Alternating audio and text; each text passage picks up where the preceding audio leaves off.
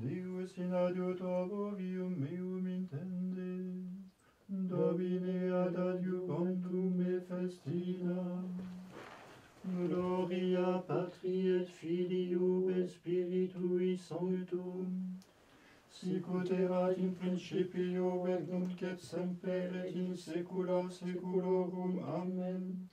Alleluia. De profundis clamamavi per te Domine, Domine exaudi vocem meam. Fiator tue intendetes, in vocem deprecationis meae, si iniquitates observaveris Domine, Domine qui sustine vivi, qui apud te propitiatio est, et propter legentuam sustinuvite Domine. Sustinuit anima mea in verbo peius, speravit anima mea in Domino. Ad custodiam matutina usque ad noctem, speret Israel in Domino. Quia apud Domino misericordia, et copiosa apud ebum redemptium, et ipse redimet Israel, ex omnibus iniquitatibus eius. Gloria Patri et Filio et Spiritui Sancto, sicut erat in principio et nunc et semper, et in saecula saeculorum. Amen. De profundis clamamavi per te Domine, speret Israel in Domino, Domine non est exaltatum cor meum, neque lati sunt oculi mei, neque ambulavit in manis, neque mirabilibus super me, si non humiliter sensidebam, sed exalta viva anima mea, sicut ablactatus et super matre sua, ita retributio in anima mea, speret Israel in Domino, ex hoc nunc et usque in saeculum. Gloria Patri et Filio et Spiritui Sancto, sicut erat in principio et nunc et semper, et in saecula saeculorum. Amen. Speret Israel in Domino, et omnis mansuetudinis eius, memem tu Domine David, et omnis mansuetudinis eius, sicut juravit Domino, votum vobile Deo Jacob, si intruieroi tabernaculum domus meae, si ascendero in electum strati meae, si dedero somnus oculis meis, et palpebris meis dormitationem, et requiem temporibus meis dolec inveniam locum Domino, tabernaculum Deo Jacob, ecce audivimus eam in Ephrata, invenimus eam in campis Silvae, introibimus in tabernaculum eius, adorabimus in loco vistederum de pedes eius. Suge Domine te requiem tuam, tu et arca sanctificationis tuae, sacerdotes tui induanturius sitiam, et sancti tui exudatent, Profter David servum tuum, dona vertas faciem Christi tui, Juravit Dominus David veritate et non frustrabitur evam, de fructu ventris sui podam super sedem tuam, si custodierit filii tui testamentum meum, et testimoniariaveque docebur eos, et filii iorumusque in seculum, sedebunt super sedem tuam. Quoniam elegit Dominus Sion, elegitiam in habitationem sibi, ecce requies mea in seculum seculi, hic habitabo quoniam elegipeva, fiduam eius benedicens benedicam, pauperes eius saturabo paibus, sacerdotes eius induam salutari, et sancti eius exultatione exudabunt, illuc producam cornu David, paravilut cernam Christo meo, inimicos eius induam confusione. Super ipsum autem e floribus sanctificatio mea. Gloria Patri et Filio, et Spiritui Sancto, sicut erat in principio et nunc et semper, et in saecula saeculorum. Amen. Et odis mansubit udilis eius, ecce quam bonum, et quam iucundum habitare fra patres cividum, sicut una quenatum in capite, quod descendit in Babam, quod descendit in oram vestimentivius, sicut o sermon qui descendit in montem Sion, quoniam inic mandavit Dominus benedictione, elevitabusque in seculum.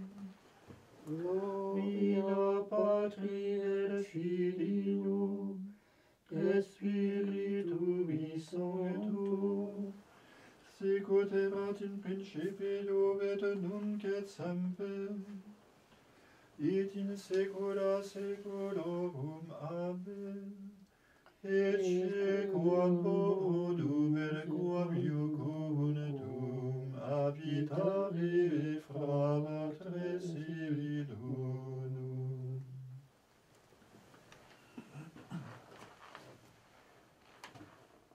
Benedictus eius et Pater Domini nostri Iesu Christi, Pater misericordiarum et Deus totius consolationis, qui consolatur nos in omni tribulatione nostra. Deo gratias. Benedicam Domini Dum in omni tempore. Benedicam Domini Dum in omni tempore. Semper laus eius in nomine meum, in omni tempore. Gloria Patri et Filio et Spiritui Sancto. Benedicam Domini Dum in omni tempore. Te nubis in cele conedito, moneti solum qui veruvens, pudesibis aquae modestibis terram dedis immobile, ut germen aptum proferens, fulvis decora floribus, feco multa fructus istere, pastum que gratum rendere. Mentis perus te vulnera, monda virore gratiae, ut faulta fletud ilubat, mortusque bravos a terra.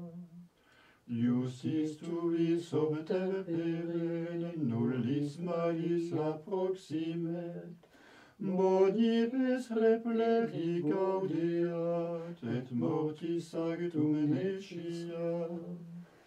Resta pater pilissime, patrique comparunice, pro spiritu paraclitu, regnans per omnes saeculum. Amen. Dirigatur Domine oratio mea, sicut incensum in conspectu tuum.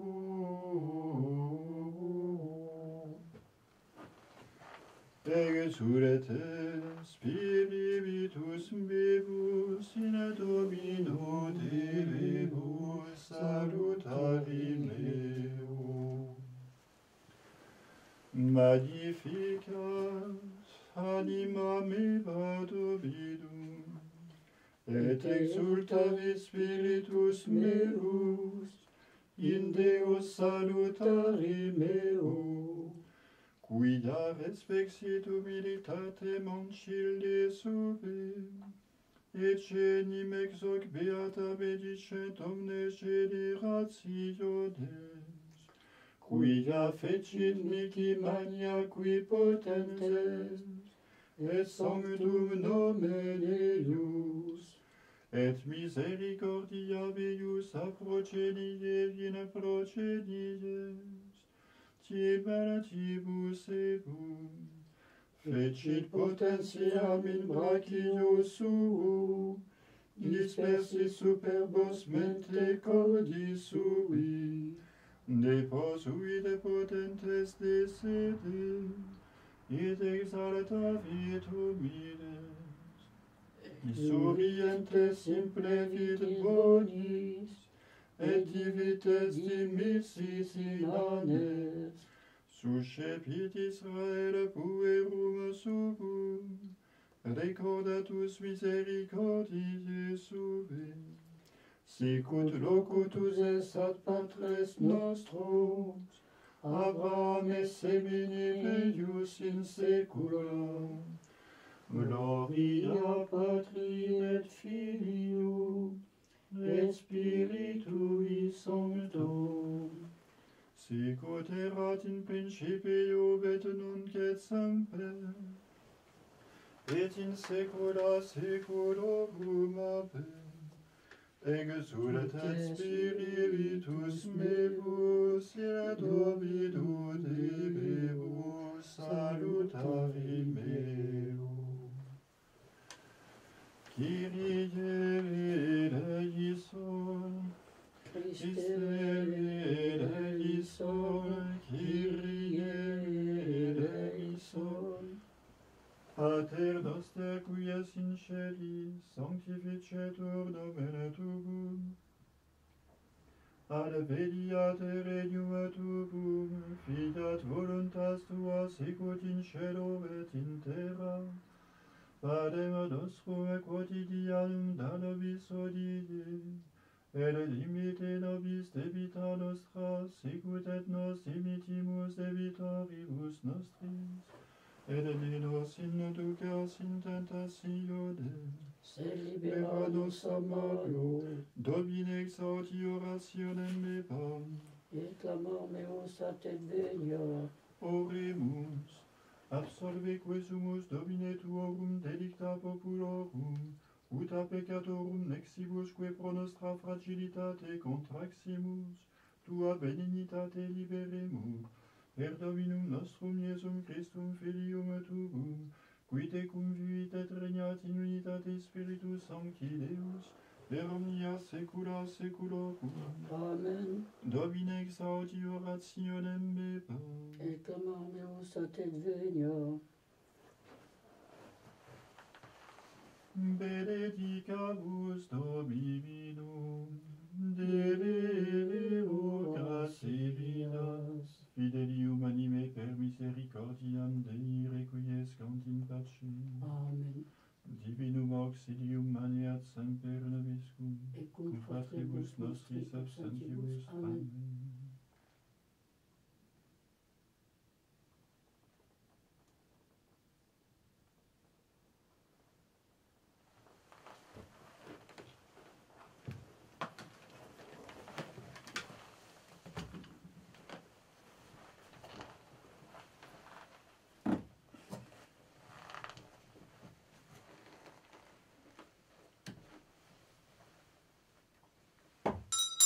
Angelus Domini nuntiavit Mariae, et concepit de Spiritus Sancto. Ave Maria, gratia plena Dominus tecum, benedicta tu in mulieribus, et benedictus fructus ventris tui, Iesus. Santa Maria, Mater Dei, ora pro nobis peccatoribus, nun et in hora mortis nostri. Amen.